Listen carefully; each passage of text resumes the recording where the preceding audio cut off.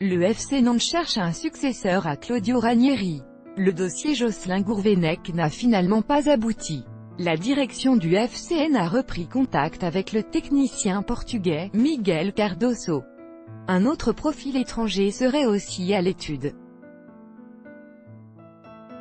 La page Jocelyn Gourvenec semble être définitivement tournée par la direction du FCN.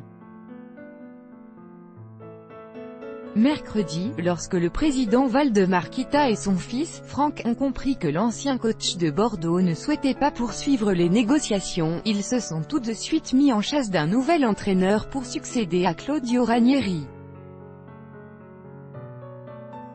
Et mercredi soir, la direction du FCN a repris contact avec l'entourage de Miguel Cardoso, coach de Rio Ave, 5e de D1 portugaise cette saison. Ce technicien de 45 ans, dont le nom a été révélé par 20 minutes mi-mai, a vu Valdemar Kita en avril dernier. Il a toujours fait partie de la shortlist de la direction du FCN, avec Jocelyn Gourvenec évidemment et l'Espagnol Gérard Lopez, ex-coach de la réserve de Barcelone.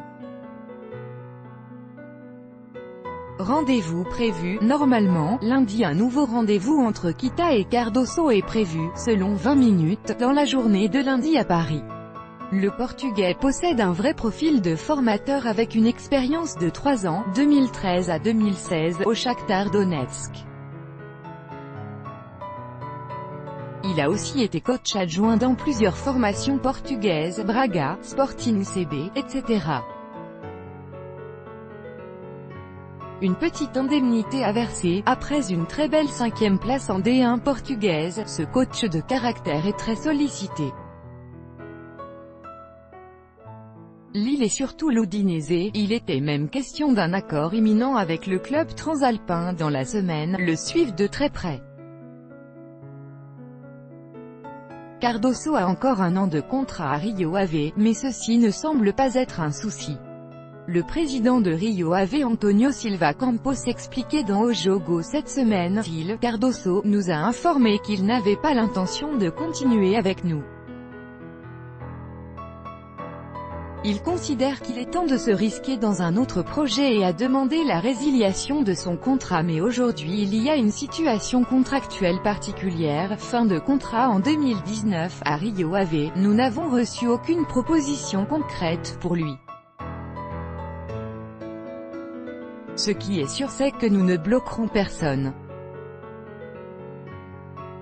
Si le coach ne s'engage pas à 100% avec nous, cela n'a aucun sens de le forcer à rester. Une petite indemnité devrait suffire pour obtenir les services de Cardoso. Un autre profil serait à l'étude. Ce dernier ne serait toutefois pas la seule piste explorée par la direction du FCN.